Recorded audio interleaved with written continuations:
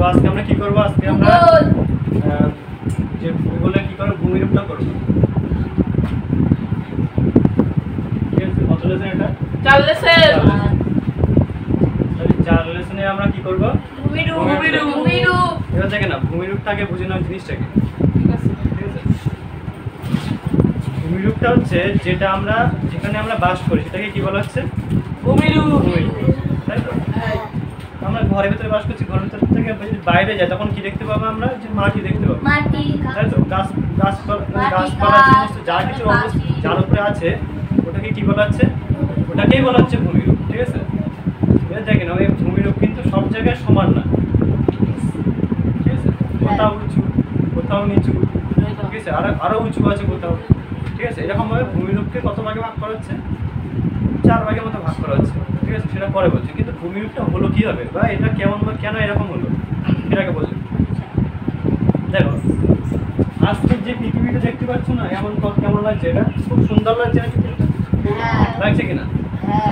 এই পৃথিবীটা কিন্তু একসময় এরকম ছিল না। কেমন ছিল পৃথিবীটা?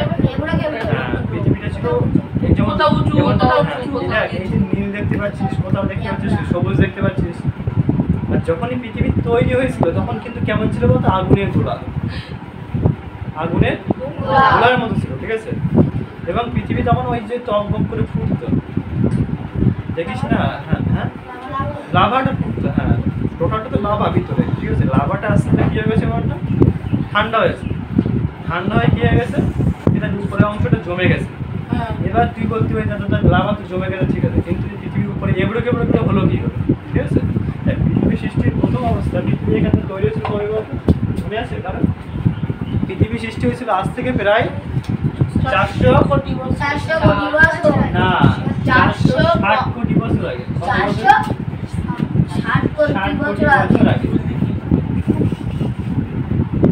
বুঝতে পেরেছিস? 460 কোটি বছর আগে। এবার তুমি বলতে পারছো দাদা তাহলে সূর্যের বয়স কত? সূর্যের বয়স হচ্ছে কত? 500 কোটি। 500 কোটি। বুঝতে পেরেছিস? 500 কোটি বলতে হ্যাঁ 500 কোটি। ঠিক আছে, সূর্য বাঁচবে কতদিন? সূর্য বাঁচবে আর 500 বছর, 500 কোটি বছর, 500 কোটি বছর। মানে টোটাল সূর্যের আয়ু হচ্ছে কত? 1000 কোটি বছর। 1000 কোটি বছর বললাম না? এখন সূর্যের বয়স হচ্ছে কত? 500 কোটি বছর। আর সূর্য বাঁচবে কতদিন? 500 কোটি বছর। আর 500 কোটি বছর, মানে টোটাল আয়ু হচ্ছে কত? 1000 কোটি বছর। সেটা পরে যাবে। কিন্তু দেখো এর ভিতরে অনেক চেঞ্জ হতে পারে, অনেক কিছু চেঞ্জ হতে পারে। পৃথিবী বাঁচবে ঠিক নেই। ঠিক আছে, হ্যাঁ, এবার এটা অনেক অনেক ব্যাপার থাকে। আমার অতটা ডিপে যাবো না, এটা আবার ব্ল্যাক হোলে পরিণত, অনেক অনেক অনেক ব্যাপার থাকে। তোমরা জাস্ট এটা ভাবো যে পৃথিবীর বয়স হচ্ছে, সূর্যের বয়স হচ্ছে 500 কোটি বছর, পৃথিবীর বয়স হচ্ছে কত? 400 কোটি। অনেকে মনে করে কি? অনেকে মনে করে হচ্ছে সূর্যের একটা অংশ হচ্ছে পৃথিবী। ঠিক আছে, কারণ সূর্যের আবহাওয়া বা সূর্যের যে সমস্ত যে পরীক্ষা নিরীক্ষা করে দেখা যাচ্ছে যে এর ভিতরে এর কিছু কিছু মিল রয়েছে, মানে সূর্যের ভিতরে পৃথিবীর কিছু কিছু মিল রয়েছে। অনেকে এই মনে করছে। ঠিক আছে, যাক পরে ব্যাপার সেটা। তো পৃথিবী যখন এই সৃষ্টি হচ্ছিল তখন পৃথিবী কেমন ছিল? একটা আগুনের গোলার মতো ছিল এবং তার উপরে কি টকবক করে ফুটতো।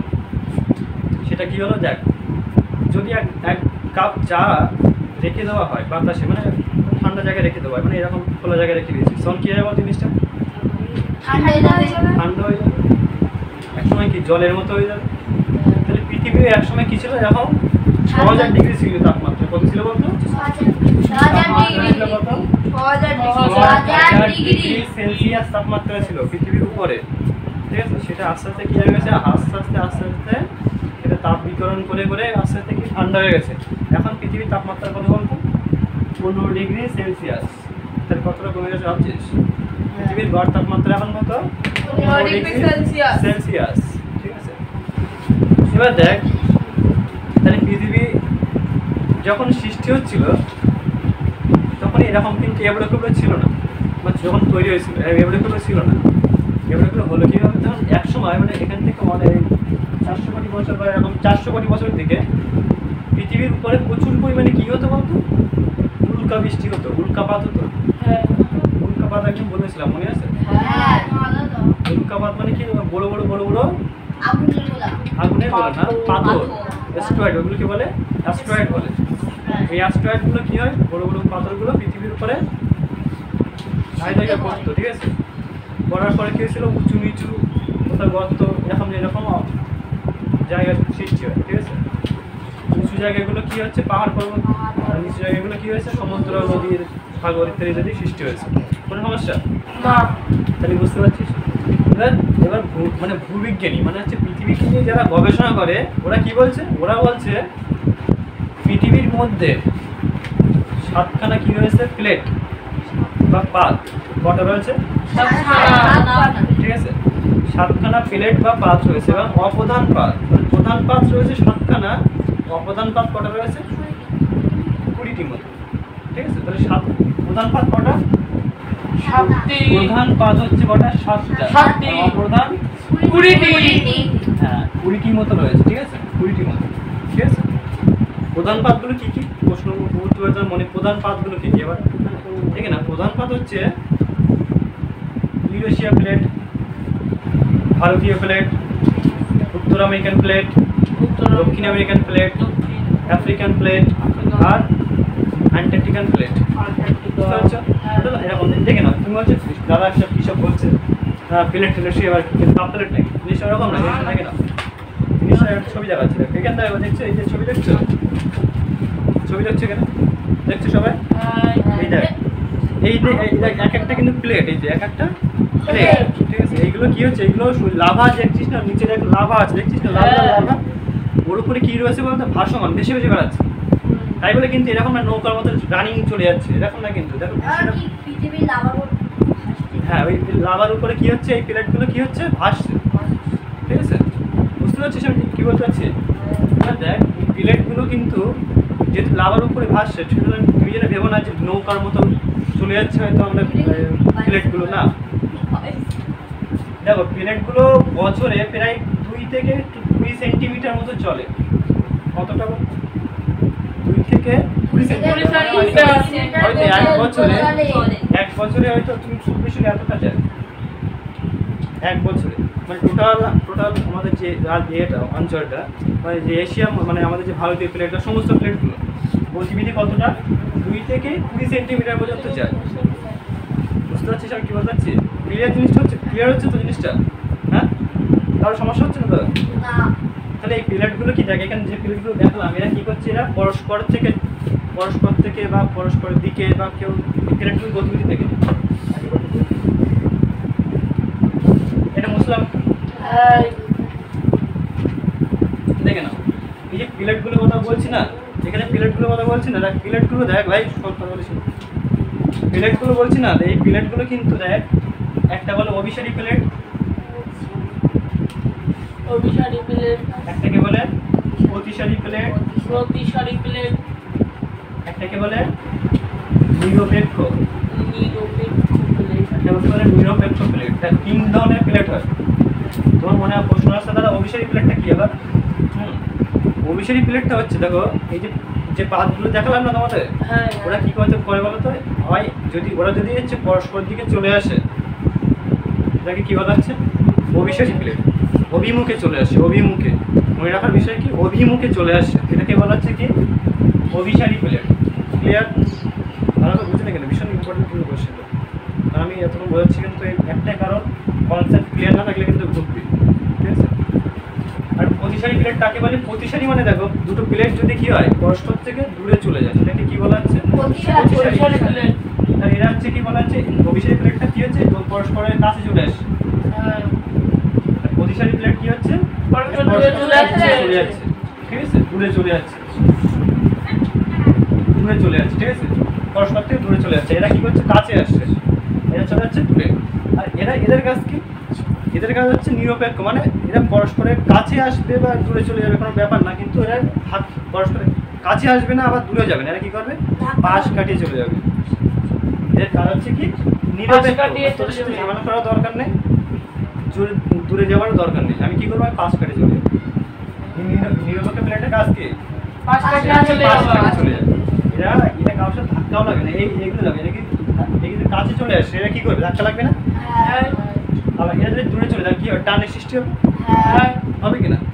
আবার এরা কি করে, এরা হচ্ছে ধাক্কাও দেবে না, আবার হচ্ছে কি দূরেও যাবে না। এটা কি করবে, এরা পাশ কাটিয়ে পাশ কাটিয়ে, ঠিক আছে?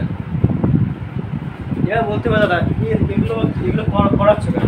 দেখো তোমাদের এখানে দেখবা, তোমার বইতে কিন্তু আছে এগুলো, ঠিক আছে? অভিসারী প্লেটের জন্য কি হয়, মনে করো দুটো প্লেট, যেটা দুটো প্লেট, এটা কেন ছবি দেওয়া হচ্ছে ভালো কথা।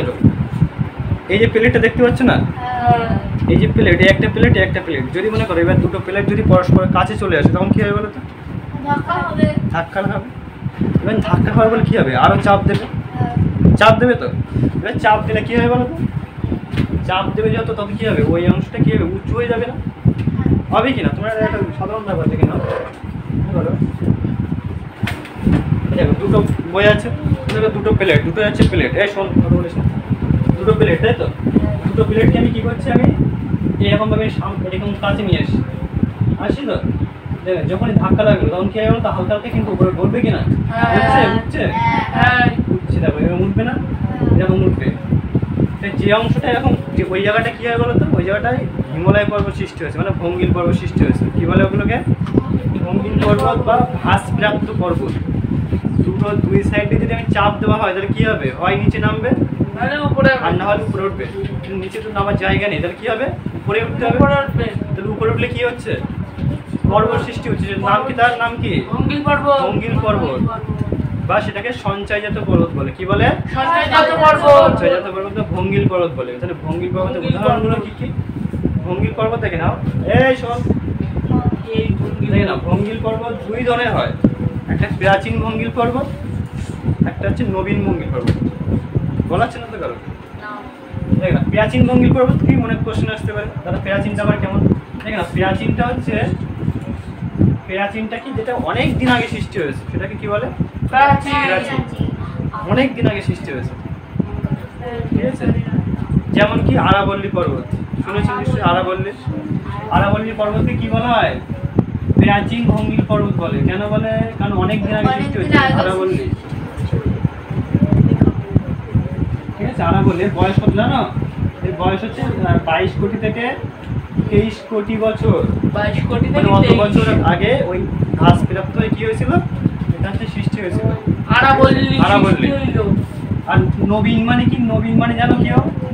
নবীন মানে কি? নবীন মানে হচ্ছে নতুন, বা নতুন নতুন সৃষ্টি হয়েছে। তাই বলে কিন্তু 1-2 বছরের ব্যাপার না, ঠিক আছে? নতুন মানে কিন্তু 1-2 বছরের ব্যাপার না, 1 থেকে 1.5 কোটি বছরের ব্যাপার, ঠিক আছে? এটা কি নাম? এটার নাম হচ্ছে হিমালয় পর্বত। এটা বয়স কত? 1 থেকে 2 কোটি বা 1 থেকে 1.5 কোটি বছর বলতে হবে, ঠিক আছে? 1 থেকে 1.5 কোটি বছর। তাহলে বয়স কত দেখতে পাচ্ছ তো, কত ডিফারেন্স এখানে, কত এটা একরকম পুরো বললে হয় না? অনেক বয়স না, সেই কোথায় 22 কোটি 23 কোটি, এটা হচ্ছে কত, মাত্র 1 থেকে 1.5 কোটি বছর। তার জন্য এটাকে বলা হচ্ছে নবীন, এটাকে বলা হচ্ছে প্রাচীন, ঠিক আছে? কোনো সমস্যা নেই তো? এবার দেখে নাও, এবার তোমাদের মনে রাখতে পারে যে দাদা প্রাচীন আর নবীন তো বুঝলাম, তাহলে এদের কি সব, এদের কি মাটি মানে যেটা ভাসপ্রাপ্ত, যেটা উঁচু হয়ে গেছে, তাই তো? উঁচু যেটা হয়ে গেছে, ওদের কি মাটি কি দুটোই কি সমান? তোমাদের কি মনে হচ্ছে, হবে কি সমান? যেটা বয়স যার বেশি হবে তার কি হবে, মানে বয়স্ক লোকদের কি হবে, তার সব শরীরটা কি হবে, মজবুত হয় না? আর যে ছোট বা কম বয়স, তার বয়সটা কি এমন হবে, মানে তার হচ্ছে হাতগুলো কেমন হবে, নরম টাইপের। জানি প্রাচীন ভঙ্গিল পর্বতগুলো না খুব মজবুত হয়, মানে কি বলতো, ওরা হচ্ছে কঠিন শিলা, মানে ফেরা যাচ্ছে শিলা হচ্ছে এটা চূড়াটা, ওটা কি হয়ে গেছে, কঠিন প্রাপ্ত হয়ে গেছে। নবীন ভঙ্গিল পর্বতের কি এর যে এটা চূড়াটা কি হয়নি এখনো, সেই হিসাবে এখনো কঠিন হয়ে পারেনি, কারণ বয়স তো কম। বয়স কম যা হলে হয়, বুঝতে পারছো তাহলে জিনিসটা ক্লিয়ার সবার? এবার দেখে নাও, এবার পরেরটা দেখে নাও, এবার দেখে নাও, অনেকটা বলে ফেললাম, দেখে নাও, এবার দেখে নাও, যা বলছি কিন্তু সব পেয়ে যাবে, কিন্তু একদম কথা বলবে না, একদম চোখটা একটু খোলা রেখে শোনা। দেখে নাও আস্তে, এবার দেখে নাও তোমাদের ভূমিরূপ, দেখে নাও ভূমিরূপ যেটা বলছিলে এতক্ষণ ধরে, তাহলে কোথাও উঁচু হচ্ছে তাই তো? ওটা তো তাহলে কি হয়ে গেছে? পর্বত সৃষ্টি হয়ে গেছে, তাই তো? এবার যেখানে নিচু হয়ে গেছে, নিচু জায়গাগুলো সেগুলো কি সমুদ্র তো? সমুদ্র থেকে দেখে নাও, সমুদ্র থেকে ঠিক আছে, এটা মনে করো এখানে আছে কি আছে, এখানে সমুদ্র আছে, এখানে হ্যাঁ সমুদ্র দেখে নাও। সমতল ভূমিটাকে বুঝে নাও, সমতল ভূমিটা হ্যাঁ সমান। দেখে না তোমাদের বইতে পাবে যে সমভূমি কাকে বলে। তোমরা বলবে কি সমুদ্রের সমতল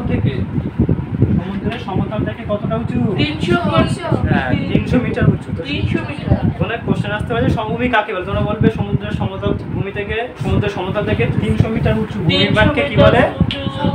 সমভূমি। কি বলে? সমভূমি। কতটা উঁচু হতে হবে? 300 মিটার। তাহলে এটাকে কি বলা হচ্ছে?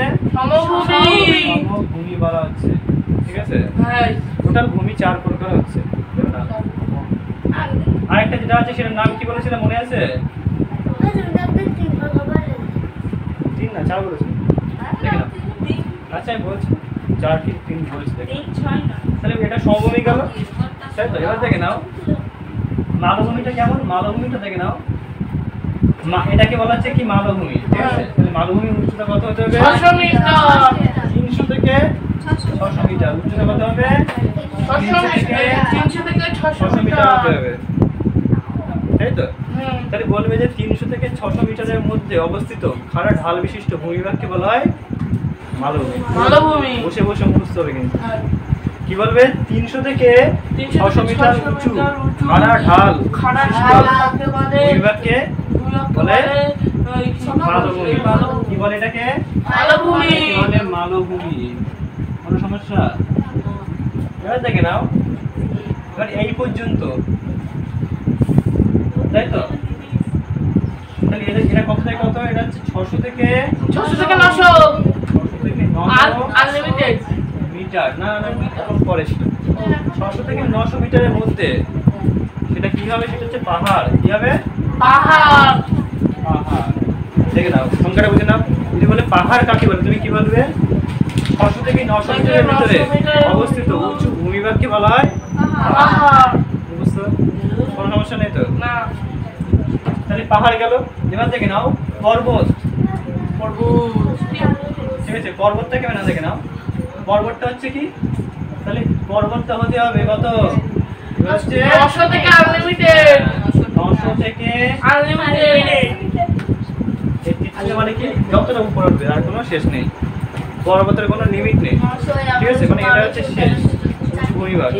পর্বত হতে গেলে কি মিনিমাম তোমার 900 মিটার হতে হবে, মিনিমাম 900 মিটার হতে হবে গড়, ঠিক আছে? এবং তার বেশি হলে কোনো সমস্যা নেই, ঠিক আছে? তাহলে বলবে কিনা সমুদ্রের সমতল থেকে 900 মিটারের বেশি উঁচু ভূমিভাগকে বলা হচ্ছে পর্বত। যেমন কি হিমালয় পর্বত, তারপর হচ্ছে রকি পর্বত, হিমালয় আল্পস আছে। হ্যাঁ ওটা তো পর্বত, কিন্তু ওটা হচ্ছে হ্যাঁ ওটা পর্বত। কাঞ্চনজঙ্ঘা আছে, হ্যাঁ অবশ্যই হবে, অবশ্যই হবে, ঠিক আছে? সবই তো পর্বত। হিমালয় আছে, তারপরে হচ্ছে আল্পস আছে, তারপরে রকি আছে, ঠিক আছে? তারপরে হচ্ছে আন্দিজ পর্বত আছে। এগুলো সব পর্বতের উদাহরণ, ঠিক আছে? শুনছিস? এগুলো সব পর্বতের উদাহরণ। পাহাড়ের বুঝতে পারছিস তো এগুলো? আচ্ছা এরপরে কি টপিক আছে দেখে নাও। এরপরে টপিক আছে দেখে নাও যে ভূমিরূপ। দেখো ভূমিরূপ যেটা যতক্ষণ বলছি, পৃথিবীর উপরে বা পৃথিবীর সৃষ্টিতে 2 ধরনের প্রক্রিয়া কাজ করে। 2 ধরনের প্রক্রিয়া, একটাকে কি বলা হচ্ছে বহির্জাত প্রক্রিয়া, একটাকে বলা হচ্ছে অন্তর্জাত প্রক্রিয়া। আমি যা বলছি সব কিন্তু বইতে আছে, অথবা আমি যা বলছি আবার শোন একটু। তাহলে ভূমিরূপ সৃষ্টিতে 2টো প্রক্রিয়া কাজ করে। একটা নাম কি? একটাকে বলা হচ্ছে বহির্জাত প্রক্রিয়া, একটা নাম হচ্ছে অন্তর্জাত প্রক্রিয়া। এর মনে আসছে দাদা বহির্জাত প্রক্রিয়াটা কি, অন্তর্জাত প্রক্রিয়াটা কি? বহির্জাত প্রক্রিয়াটা হচ্ছে যে প্রক্রিয়াগুলো পৃথিবীর বাইরে ঘটে। কোনগুলো? বৃষ্টিপাত, তাপমাত্রা, উষ্ণতা, তাই তো? তবে হিমানি সম্পর্ক মানে হিমানি সম্পর্ক হচ্ছে ওটা ভূমিকম্প না? ভূমিকম্প, হ্যাঁ না ভূমিকম্প ভিতরে ভিতরে আচ্ছা, হয় দেশে? হ্যাঁ এগুলো সব কি হচ্ছে, এগুলো সব ঝড়টা যা বলে সেগুলো সবই হচ্ছে কি পৃথিবীর বাইরে ঘটছে, তাই তো? পৃথিবীর ভিতরে কি কি ঘটছে, পৃথিবীর ভিতরে ভূমিকম্প ঘটছে, পাত সঞ্চালন ঘটছে, পাতগুলো চলন ঘটছে, সবই তো ভিতরে ঘটছে, তাই তো? তাহলে এগুলো হচ্ছে ভিতরে ঘটছে, আর যেগুলো ভিতরে ঘটছে সেগুলো কি বলে হচ্ছে অন্তর্জাত ক্রিয়া। কি বলে? অন্তর্জাত ক্রিয়া। মনে থাকবে? হ্যাঁ। তাহলে দেখে নাও, তাহলে পাহাড় পর্বত যদি কোনো প্রশ্ন আসে যে পাহাড় পর্বত সৃষ্টিতে কোন প্রক্রিয়া কাজ করে, তুমি কি বলতে পারবে? পাহাড় পর্বত সৃষ্টিতে কোন প্রক্রিয়া বেশি কাজ করে বলতে পারবে কেউ? কি জন্য? কোন প্রক্রিয়া, অন্তর্জাত না বহির্জাত? অন্তর্জাত। সিম্পল ব্যাপার। আমি এখন বলেছিলাম সব তো সেই পাহাড় এরকম প্লেটগুলো সরছে, পাহাড় পর সৃষ্টি সব তো কি তাহলে ওই ভিতরে ঘুরছে বলে, তাহলে ওগুলো অন্তর্জাত ক্রিয়া, তাই তো? এবার তুমি মনে করতে পারো যারা, তাহলে হচ্ছে বহির্জাত প্রক্রিয়া কি কি? বহির্জাত প্রক্রিয়া হচ্ছে মনে করো যে মাটি তৈরি হয়েছে না, মাটি তৈরি হয়েছে যে কোথাও বেলে মাটি, কোথাও হচ্ছে দোআঁশ মাটি তৈরি হচ্ছে, এইগুলোকে বলা হচ্ছে কি বহির্জাত প্রক্রিয়ার মাধ্যমে, তাই তো? যেখানে ওটা পরে বলছে আমাদের দিকে দোআঁশ মাটি, ঠিক আছে, দোআঁশ আচ্ছা কোনো সমস্যা নেই একটুখানি। ওই যেটা বলছিল কাঞ্চনজঙ্ঘা দ্বারা ওঠে, তাহলে কি ওটা হচ্ছে কিন্তু পর্বতের উদাহরণ, ঠিক আছে? ওটা কিন্তু পাহাড় নাই। হ্যাঁ কাঞ্চনজঙ্ঘা আগ্নেয় পর্বত, কি বলছি আগ্নেয় পর্বতটা আলাদা, পরে বলছি, ওটা টপিকটা আছে পরে বলছি। পর্বত নিয়ে কোনো সমস্যা নেই তো? দেখে নাও এখানে কিছু উদাহরণ দেওয়া আছে, দেখে না আমি যেগুলো বললাম দেখো আছে কিনা। এশিয়া মহাদেশে হিমালয়, ইউরোপের আল্পস, তারপর হচ্ছে উত্তর আমেরিকার কি রকি এবং ভঙ্গিল পর্বত, এগুলো সব কি এগুলো হচ্ছে পর্বতের উদাহরণ। সঞ্চয়জাত পর্বত হচ্ছে সঞ্চয় হয়ে তৈরি হয়েছে নাকি, এগুলো তো সঞ্চয়ের ফলে তৈরি হয়েছে, তাই এগুলো কি বলা হচ্ছে সঞ্চয়জাত পর্বত বা সরি ভাসপ্রাপ্ত পর্বত, ভঙ্গিল পর্বত যেটাকে বলা হচ্ছে, তাই তো? কোনো সমস্যা নেই। এবার দেখে নাও স্তূপ পর্বতটা কি? স্তূপ পর্বতটাও কিন্তু ওটাও কিন্তু সেম, ওটাও কিন্তু এক ধরনের, এই শোন স্তূপ পর্বত যেটা স্তূপ পর্বত ওটা যেমন জিনিসটা ভালো বলছে। স্তূপ পর্বত হচ্ছে মনে করো দুই সাইড থেকে চাপ দেওয়ার ফলে কোনো কঠিন শিলা যদি ভেঙে যায়, মনে কর দুই সাইডে চাপ দিচ্ছিস, তাই তো? চাপ দেওয়ার ফলে কী হবে, কোনো একটা শিলা মনে করে ভেঙে গেছে, যেটা পাথরটা চাপ দিচ্ছে ওগুলো ভেঙে গেছে, ভেঙে কী হয়ে গেছে একটা পাথর মানে মাঝের অংশটা কী হয়ে গেছে উপরে উঠে গেছে, আর না হলে কী হয়ে গেছে বসে গেছে। সবই না দেখ কেমন ওই জিনিসটা, একটা পাথর তুই দুই সাইডে চাপ দিচ্ছিস, হয়তো পাথরটা এরকম উঁচু উঠে গেছে, ঠিক আছে? এই সাইডে চাপ দিচ্ছিস, দুটো এই সাইডে চাপ দিচ্ছিস, বুঝতে পারছিস তো? ভাই এটা উপরে উঠে যাবে, আর না হলে কী হবে, না হলে অংশটা কী হয়ে যাবে নিচে নেমে যাবে। বুঝতে পারছিস জিনিসটা? এই যে যদি এরকম ভূপৃষ্ঠ দুই সাইডে চাপের ফলে যদি কোনো অংশ উপরে উঠে যায়, মাঝের অংশটা উপরে উঠে যায় বা নিচে নেমে যায়, তারপরে যে ভূমিভাগটা তৈরি হয় তাকে কি বলা হচ্ছে স্তূপ পর্বত। স্তূপ পর্বত হবে কিন্তু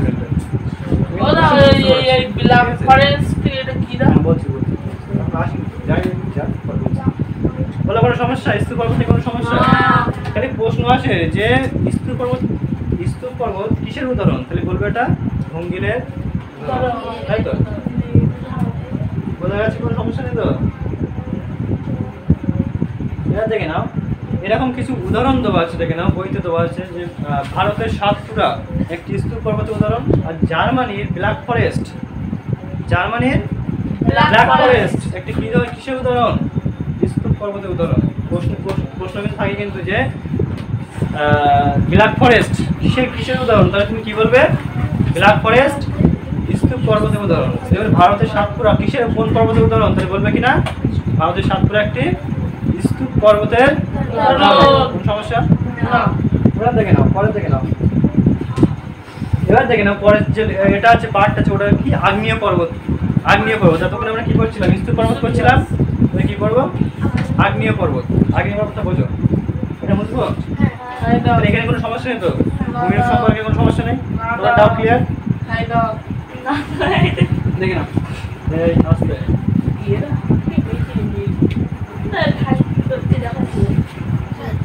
আচ্ছা আগ্নেয় পর্বতটা দেখে নাও।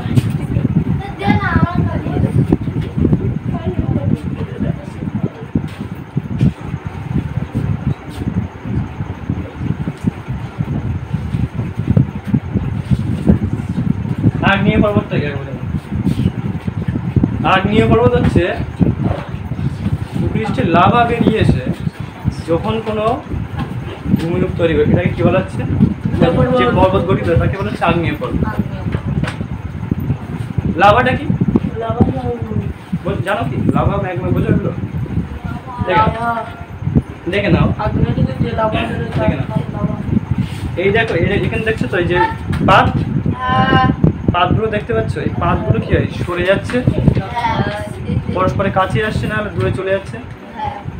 এবার যখনই পরস্পরের কাছে আসছে তখন কি হচ্ছে বলতে? দেখো একটা পাত, মানে পাতগুলো যখন কি একটা পাত নিচে নেমে যাচ্ছে, একটা পাত উপরে উঠে যাচ্ছে। যখন নিচে নেমে যাচ্ছে, নিচে তো কি আছে? নিচে গরম না? তখন কি হচ্ছে? পাতটা তখন গলে যাচ্ছে, গলে যাচ্ছে। তখন সেই জায়গাটা কি হচ্ছে? ম্যাগমার চাপটা গলে গিয়ে কি হচ্ছে? ম্যাগমা যাচ্ছে, ম্যাগমার চাপ তখন কি হচ্ছে? বেড়ে যাচ্ছে। বুঝতে পারছিস? মনে কর একটা কোনো ভিতরে যদি ম্যাগমার চাপ বেড়ে যায় তখন কি হবে জিনিসটা? বিস্ফোরণের সাহায্যে কি হয় সেই জায়গাটা কি ওই লাভাটা বেরিয়ে আসবে, ম্যাগমাটা বেরিয়ে আসবে কি আসবে। মনে কর একটা জিনিস দেখ, একটা বল যে বলের ভিতরে যদি জল থাকে যদি আমি চাপ দিই তাহলে কি হবে? একটা জায়গা থেকে কি হবে? এরকম হয় কেটে যেতে পারে, আর না হলে কি বেরিয়ে যেতে পারে। চুয়ে না, মানে কি হবে? আমি চাপ দিচ্ছি, তাহলে কি হবে? জলটা ফিসকিয়ে দিয়ে বেরিয়ে যেতে পারে উপর দিয়ে। ঠিক আছে? বুঝতে পারছি জিনিসটা? পৃথিবীর ভিতরেও তো এরকম চাপ দিচ্ছে, প্রেশার দিচ্ছে, বাইরে থেকে প্রেশার দিচ্ছে। আর যদি ম্যাগমার চাপটা তাই বেড়ে যায় নিচ্ছে তাহলে কি হবে বলতো? এরকম ফিসকিয়ে দিয়ে দেয়। এখানে দেওয়া আছে, দেখ, দেখছিস না? এখানে তো ভালোভাবে দেওয়া নেই, 9 8 উঠলে দেখতে হবে। লাভাটা কি হবে বলতো? এরকম অনেকটা উপরে উঠে ছড়িয়ে পড়ে চারিদিকে, অনেকটা উপরে উঠে কি হবে বলতো? ছড়িয়ে পড়ে। কারণ ভিতরে তো ম্যাগমার চাপটা বেড়ে গেছে। বুঝতে পারছিস? ভিতরে ম্যাগমার চাপটা বেড়ে গেছে, তার জন্য কি হয়? ওই ম্যাগমাটা কি হচ্ছে? বেরিয়ে যাচ্ছে। এবং ওই ম্যাগমাটা সঞ্চয়িত হয়ে যে পর্বত তৈরি করে তাকে বলা হয় কি? আগ্নেয় পর্বত। কি বলে? আগ্নেয় পর্বত। কোনো সমস্যা নেই আগ্নেয় পর্বত নিয়ে। এবার দেখো ম্যাগমা লাভাটা কি? তোমাদের কোশ্চেন আছে ম্যাগমা কি লাভা কি? দেখো ভিতরে মানে পৃথিবীর ভিতরে ওই যেটা লিকুইড বলছি, মানে যেটা ওই থল যেটা বলছি, প্লাজমা বলছি, ওটা যদি পৃথিবীর ভিতরে থাকে তাকে কি বলে? ম্যাগমা। পৃথিবীর ভিতরে থাকলে ম্যাগমা, যখন পৃথিবীর বাইরে বেরিয়ে আসে তখন কি বলে? লাভা। কি বলে? লাভা। ম্যাগমা। কোনো সমস্যা হবে না, এটা কিন্তু এইটা পাবে। পৃথিবীর ভিতরে থাকবে সেটাকে বলে ম্যাগমা, বাইরে বেরিয়ে আসবে সেটাকে বলে লাভা। কোনো সমস্যা নেই তো? আগ্নেয় পর্বত কাকে বলে? তার বলবে ভিতরকার লাভা বা পৃথিবীর ভিতরকার ম্যাগমা যখন পৃথিবীর বাইরে বেরিয়ে আসে যে পর্বত সৃষ্টি তাকে কি বলা হচ্ছে? আগ্নেয় পর্বত। সমস্যা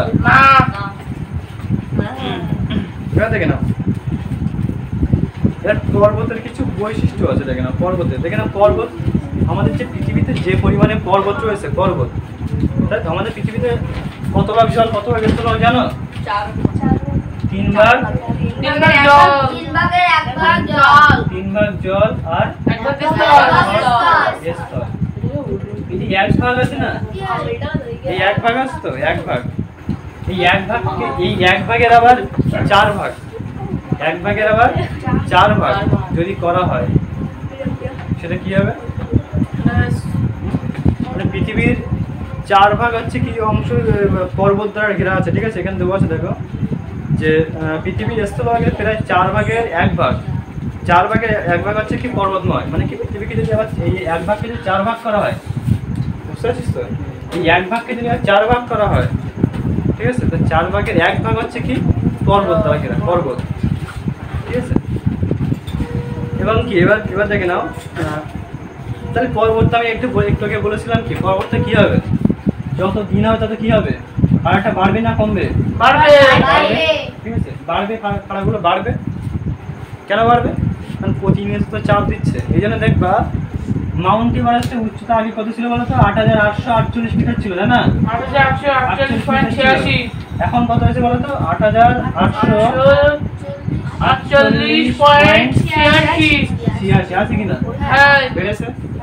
তার মানে কি ওটা অটোমেটিক কি হচ্ছে? চাপ দিচ্ছে। চাপ দেওয়ার ফলে কি হচ্ছে? মাঝখানে অংশটা উঁচু হয়ে যাচ্ছে, যে কারণে কি এই হিমালয়ের উচ্চতা কি হচ্ছে? দিনের পর দিন বেড়ে যাচ্ছে। ঠিক আছে? তার জন্য কি হিমালয়ের এই যে চূড়াগুলো হয় না, চূড়াগুলো ওগুলো কি সবসময় কেমন হয়, শঙ্কু আকৃতি হয়ে থাকে, মানে অনেকটা উঁচু হয়ে থাকে, ঠিক আছে, শঙ্কু আকৃতি টাইপের হয়ে থাকে, ঠিক আছে। হ্যাঁ, বুঝতে পারছো, কোনো সমস্যা নেই তো। তারপর দেখে না উপত্যকা কি, উপত্যকা জিনিসটা বলি, কোশ্চেন আসে কিন্তু যে উপত্যকা কাকে বলে। দেখে নাও, এই একটা পর্বত আর এই একটা পর্বত, ঠিক আছে, এই যে মাঝের অংশটা, এই যে মাঝের অংশ এটাকে কি বলে, উপত্যকা। তাহলে দেখবে কি দুটি পর্বতের মাঝের অংশকে কি বলা হয়, উপত্যকা। বলো কোনো সমস্যা না।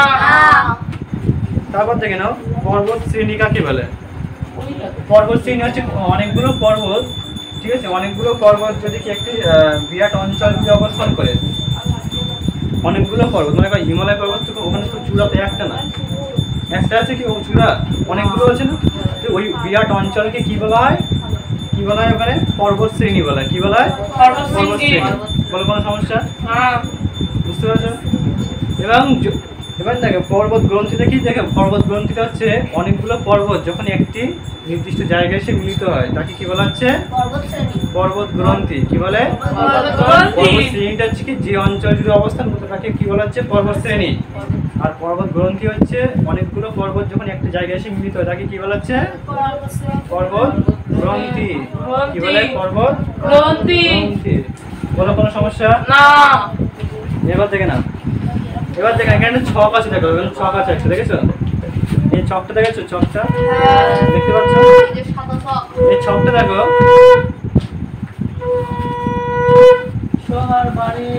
দেখে নাও বুঝি, দেখো এট না, এট অদন্ত না, আমি একটু আগে বলেছিলাম, বলো এট না কিসের উদাহরণ বলো তো, ভঙ্গিল পর্বত।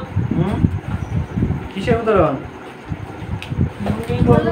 এট না, এট অদন্ত না, এখানে দেখো দো আছে, দুই দিকে লেখো, তাহলে এটা কি হবে, কিসের উদাহরণ আছে, এট না, এট অদন্ত না, একা বলো, আগ্নেয় পর্বতের উদাহরণ। মনে বলো, উদাহরণটা বলা হয়নি, বুঝতে পারছি। হ্যাঁ, জাপানের ভিসুভিয়াস, জাপানের ফুজিয়ানা, ইতালির ভিসুভিয়াস আর এটনা, ইতালির ভিসুভিয়াস আর এটনা, এগুলো হচ্ছে সব আগ্নেয় পর্বতের উদাহরণ। আর ভারতের হচ্ছে ব্যারেন, ভারতের ব্যারেন, এগুলো আগ্নেয় পর্বতের নাম, ঠিক আছে। এই আগ্নেয় পর্বতগুলো না যেখান থেকে হচ্ছে লাভাটা বেরিয়ে আসছে আর কি, ঠিক আছে, এই জায়গাটার নাম হচ্ছে কি, ব্যারেন। কি বলে, ব্যারেন আগ্নেয়গিরি, নাম হচ্ছে কি, ব্যারেন, ব্যারেন, ঠিক আছে, ঠিক আছে। ভারতের ব্যারেন আছে, জাপানের ফুজিয়ামা আছে, ইতালির ভিসুভিয়াস এবং এটনা। বলো কোনো সমস্যা, এগুলো কিসের উদাহরণ, এগুলো আগ্নেয় পর্বতের উদাহরণ, ঠিক আছে। এরপর দেখো তাহলে এখানে কি হবে, এটনাটা কি হবে, আগ্নেয় পর্বত। আগ্নেয় পর্বত। আচ্ছা, আল্পস কি হবে, আল্পস ভঙ্গিল পর্বত। ভঙ্গিল পর্বতের উদাহরণ হবে। আচ্ছা, ব্ল্যাক ফরেস্ট কি হবে, ব্ল্যাক ফরেস্ট পর্বত, স্তূপ পর্বত করেছিলাম, করতে পারছো নিশ্চয়। আচ্ছা, হিমালয় কিসের উদাহরণ হবে, ভঙ্গিল পর্বত। সবগুলো পারলে বসে মুখস্থ হবে। আমার তো মুখস্থ হয়ে গেছে। এবার দেখে না পর্বত বেষ্টিত মালভূমি কাকে বলে, পর্বত বেষ্টিত। ওইটা দেখো কথার মধ্যে কিন্তু লুকিয়ে আছে, পর্বত দ্বারা ঘেরা আছে না, পর্বত বেষ্টিত মানে কি, যে মালভূমিগুলো পর্বত দ্বারা ঘিরে রয়েছে তাকে কি বলেছে, পর্বত বেষ্টিত মালভূমি, বাংলা তাই তো। পর্বত মালভূমি সবচেয়ে উঁচু আর দেখে না হিমালয়, তাই তো আছে তো না, হিমালয় এবং কুয়েলিন পর্বতের মাঝখানে কে রয়েছে বলো তো, তিব্বত মালভূমি। তিব্বত মালভূমি রয়েছে, তিব্বত। এই জন্য তিব্বত মালভূমিকে কি বলা হয়, পর্বত বেষ্টিত মালভূমি। কি বলে, পর্বত বেষ্টিত মালভূমিটা কি, তাহলে বলবে কিনা যে মালভূমির চারিপাশে পর্বত দ্বারা ঘেরা রয়েছে বা তাকে বলা হয় পর্বত বেষ্টিত মালভূমি। উদাহরণ হচ্ছে তিব্বত, তিব্বতের উচ্চতা কত, 3655 মিটার, 3655 মিটার, কিন্তু কখনো কিলোমিটার দেবে না, ঠিক আছে, 3650 মিটার। কোনো সমস্যা, 55 আছে, হ্যাঁ 55 মিটার, বলে কোনো সমস্যা না। এবার দেখে না,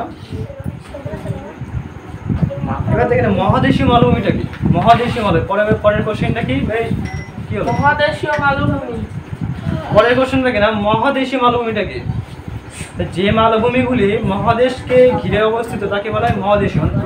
বুঝতে পারছিস, যেমন দক্ষিণ আফ্রিকায়, দক্ষিণ আফ্রিকার, অস্ট্রেলিয়ার পশ্চিমাংশ, তারপর হচ্ছে আন্টার্কটিকার, গ্রিনল্যান্ড, এগুলো সব কি বলা হয়, এগুলোকে বলা হয় মহাদেশীয় মালভূমি কি বলা হয়? মহাদেশীয় মালভূমির উদাহরণ। কিন্তু কোশ্চেন থাকে কিন্তু যে মহাদেশীয় মালভূমির উদাহরণ বলো। বলতে পারেন আফ্রিকার দক্ষিণাংশ, অস্ট্রেলিয়ার পশ্চিমাংশ, আর হচ্ছে আন্টার্কটিকার যে গ্রিনল্যান্ড ওই জায়গাটা কি বলা হয়? মহাদেশীয় মালভূমির উদাহরণ। ঠিক আছে তো? ঠিক আছে ঠিক আছে। তাহলে লাভা গঠিত মালভূমি কি? তাহলে বলবে যে আগ্নেয় এই শোন, লাভা গঠিত মালভূমিটা কি? লাভা গঠিত মালভূমি সেই আগেরটাই, যেটাকে আগ্নেয় পর্বত বলছিলাম না, ওটাই কিনতে হবে। তাহলে বলবে ভূপৃষ্ঠে উত্তপ্ত গঠিত ম্যাগমা যদি পৃথিবীর বাইরে বেরিয়ে এসে যে পর্বত গঠিত তাকে বলা হয় লাভা গঠিত মালভূমি। বলো কোনো সমস্যা? কোনো সমস্যা নেই তো? উদাহরণ বলতে পারবে যেমন এখন দেওয়া ছিল ভারতের দাক্ষিণাত্য মালভূমি, ঠিক আছে? এইসব হচ্ছে কি মালভূমি, লাভা গঠিত মালভূমির উদাহরণ। ঠিক আছে? হ্যাঁ আর করে দেবে তাহলে এবার থাকবে টোটালটা করে ভালো ভালো হতো। থাকবে না থাকবে এটা পরের দিন পরে একটা করে দেবেন।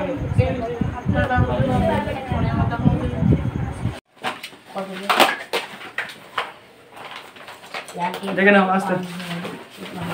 তাহলে আমরা কি করবো, সেই যেটুকু করেছিলাম তার পরে পাঠটা করবো। ঠিক আছে? তাহলে আমাদের কোন পর্যন্ত হচ্ছিল মনে আছে? একটু বলতে পারবে কেউ? কোন পর্যন্ত হচ্ছিল কিছু বলতে পারবে? পর্বত দৃষ্টিতে মালভূমি হয়েছিল না? আচ্ছা দেখে না, আমি পর্বত দৃষ্টিতে মালভূমি থেকে করাচ্ছি। ঠিক আছে? দেখে না পর্বত দৃষ্টিতে মালভূমি কাকে বলে বলতে পারবে কেউ? বলতে পারবে?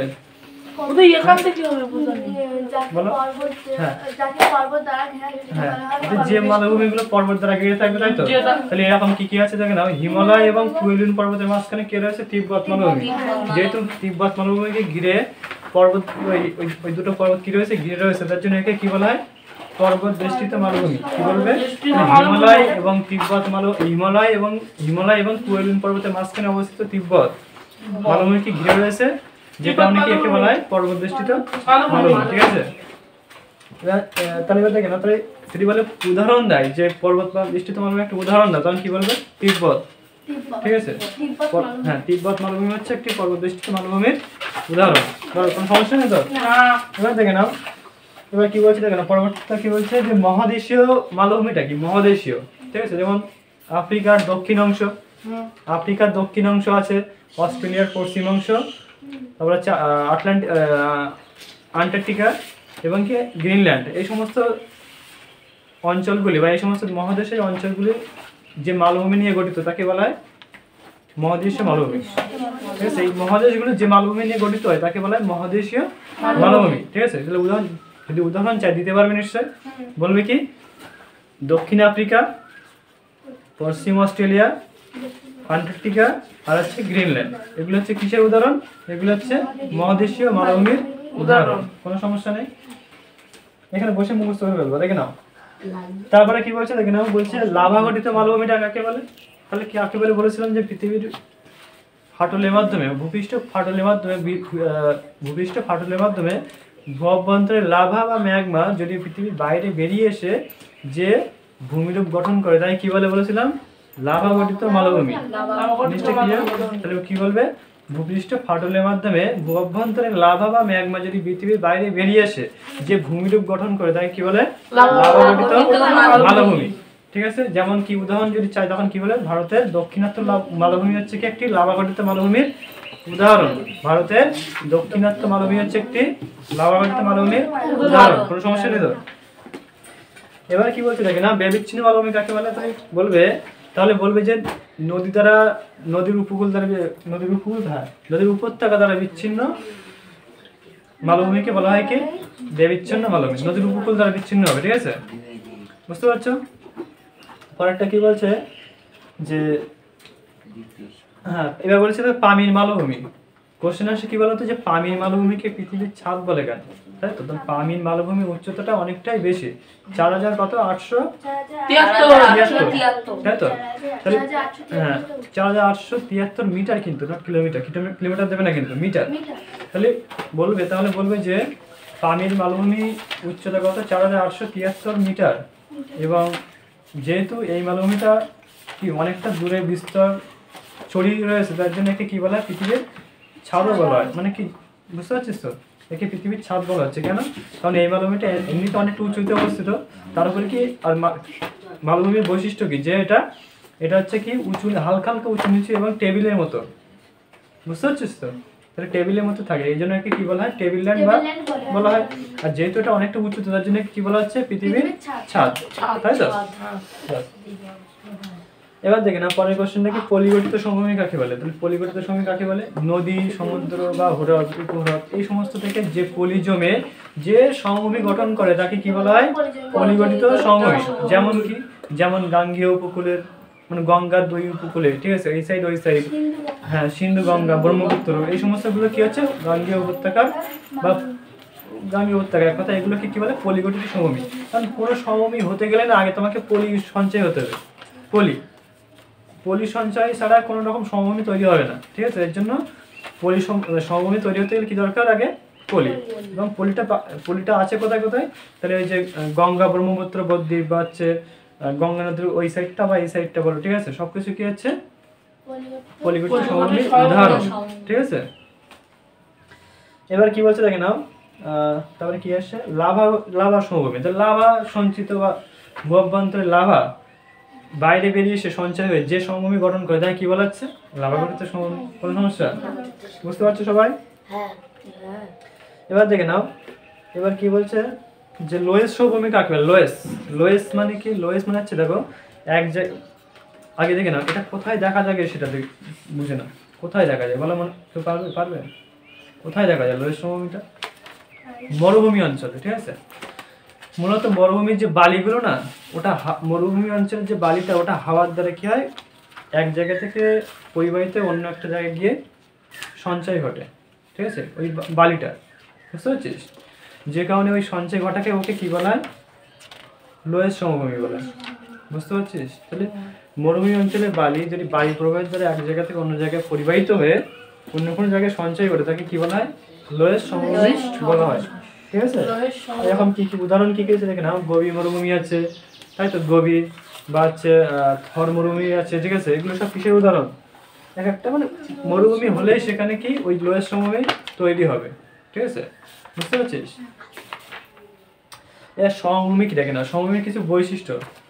তাহলে সমভূমি হতে গেলে কি হতে হবে প্রথমত, বলেছিলাম মনে আছে, সমভূমি হতে গেলে কি হতে হবে প্রথমত, শূন্য থেকে মানে সমুদ্রের যে জলের লেভেল, সেই লেভেল থেকে কি হতে হবে, 300 মিটারের মধ্যে হতে হবে। তাহলে বলবে কিনা সমুদ্রের সমতল থেকে 300 মিটারের মধ্যে হতে হবে। দ্বিতীয়ত সমভূমি তৈরি হতে গেলে কি, নদী বা সমুদ্র বা অন্যান্য যে হ্রদগুলো ওদের থেকে কি পলি সঞ্চিত হতে হবে, সঞ্চিত হলে সেটা কি হবে, একটি সমভূমি তৈরি হবে, তাই তো।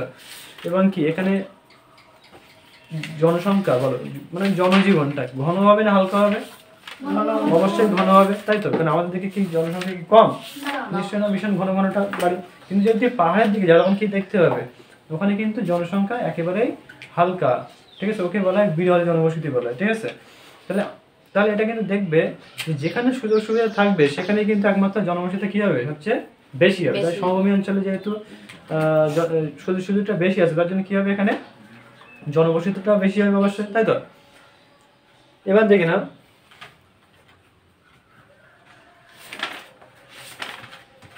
নাও, এর পার্বত্য অঞ্চলে কিছু বৈশিষ্ট্য কি আছে পার্বত্য অঞ্চলে। তাহলে পার্বত্য অঞ্চলের বৈশিষ্ট্য হচ্ছে এর উচ্চতাটা কত হতে হবে, মনে আছে, 600 থেকে 900 মিটারের মধ্যে হতে হবে, তাই তো। পার্বত্য না, ওটা হচ্ছে পাহাড়, আর পার্বত্য অঞ্চলে কি 900 মিটারের বেশি হতে হবে, তাই তো। তাহলে প্রথমত বলবে কিনা পার্বত্য হতে গেলে বা তার পর্বতের বৈশিষ্ট্য হচ্ছে মধ্যে প্রথমে যে পয়েন্টটা করবে সেটা কি করবে, উচ্চতা। দেখবে কিনা সমুদ্রের সমতল থেকে 900 থেকে তার অধিক উচ্চতা বিশিষ্ট খাড়া ঢাল বিশিষ্ট ভূমিভাগকে কি বলা হয়, পর্বত, তাই তো। উঁচু ভূমিভাগকে মানে 900 মিটারের বেশি উঁচু ভূমিভাগকে কি বলা হচ্ছে, পর্বত। কোনো সমস্যা না, বুঝতে পারছো? এবং আরেকটা বৈশিষ্ট্য কি হতে পারে, যে পার্বত্য অঞ্চলের মূলত কাজ মানে আমাদের কি উপকার করে, আমাদের উপকার করছে কি, উত্তরের যে সাইবেরিয়া অঞ্চল, সেই সাইবেরিয়া অঞ্চলের যে ঠান্ডা বাতাস, শীতল বাতাস, সেটা কি করছে, আটকে দিচ্ছে। শীতকালে কিন্তু আরো মারাত্মক ঠান্ডা পড়তো যদি আমাদের যে হিমালয় পর্বত যেটা আছে এখন, ওটা যদি না থাকতো তাহলে কি হতো, আরো মারাত্মক ঠান্ডা পড়তো, তাই তো? তাহলে ওই যে মারাত্মক ঠান্ডাটা আমরা বুঝতে পারছি না কেন, কারণ মাঝখানে কে রয়েছে, হিমালয় পর্বত রয়েছে, তাই তো? হ্যাঁ, যেখানে ওই বাতাসটা কি করছে, আটকে দিচ্ছে। একটা গেল। আর কি আছে, এই যে বৃষ্টিপাত হচ্ছে এখন, কদিন আগে বৃষ্টিপাত হলো, ঠিক আছে? এটা কেন হচ্ছে, কারণ এই যে বঙ্গোপসাগর থেকে জলীয়বাষ্পপূর্ণ মেঘ বা মেঘটা কি হচ্ছে, এদিকে উঠতে উঠতে আসছে এবং সেটা পর্বতের দ্বারা ধাক্কা লাগে কি হচ্ছে, সেটা আস্তে আস্তে মেঘটা উপরে উঠে যাচ্ছে, ঠিক আছে? এবং উপরে উঠে গিয়ে কি হচ্ছে, ওই যে উপরে যত উঠে যত কি হয়, ঠান্ডা হয় না? ঠান্ডা হওয়ার জন্য কি হচ্ছে, ঠান্ডাটা ওই মেঘটার যে জলীয়বাষ্প সেটা কি ঠান্ডা সংস্পর্শে এসে কি হচ্ছে, বৃষ্টির ফোঁটা আকারে আমাদের পড়ছে। এক কথায় কি, মেঘ আমাদের বৃষ্টি হচ্ছে এখানে। তাহলে কি সেটা কিসের জন্য হচ্ছে, হিমালয় পর্বতের জন্য হচ্ছে। যদি হিমালয় পর্বত না থাকতো তাহলে কি হতো, মেঘটা উড়ে চলে যেত, বুঝতে পারছিস? যদি হিমালয় পর্বত আছে বলে কি হচ্ছে, মেঘটা আটকে যাচ্ছে এবং এখানে বৃষ্টিপাত ঘটছে, ঠিক আছে? আর বৈশিষ্ট্য কি আছে, তাহলে হিমালয় পার্বত্য অঞ্চলে কি প্রচুর পরিমাণে কি হয়, নরম কাঠের বনভূমি দেখা যায়। কারণ কি বলেছিলাম, নরম কাঠ কোথায় দেখা যায়, যেখানে ঠান্ডা, তাই তো? আমরা যে নরম কাঠগুলো মানে হচ্ছে ওই যে খাতাগুলো যেগুলো বানানো হয়, পিস্টাগুলো, ওগুলো কিসের থেকে বানানো হয়, নরম কাঠ থেকে বানানো হয়। তাহলে পার্বত্য অঞ্চলে এই সমস্ত গাছগুলো বেশি দেখা যাবে, তাই তো? আর কি আছে, পার্বত্য অঞ্চলে প্রচুর পরিমাণে কি হয়, ওই কি বলে, ওই যে ভেষজ উদ্ভিদ মানে কোনটা, ভেষজ উদ্ভিদ মানে হচ্ছে যে সমস্ত উদ্ভিদ থেকে কি ওষুধ তৈরি হয়। তাহলে এই সমস্ত উদ্ভিদগুলো ওখানে পাওয়া যায়, ঠিক আছে? তাহলে এগুলো হচ্ছে পার্বত্য অঞ্চলে মোটামুটি একটা ওর বৈশিষ্ট্য মতো, ঠিক আছে? হ্যাঁ, ধাপ চাষও বিশেষ গুরুত্বপূর্ণ, ঠিক আছে?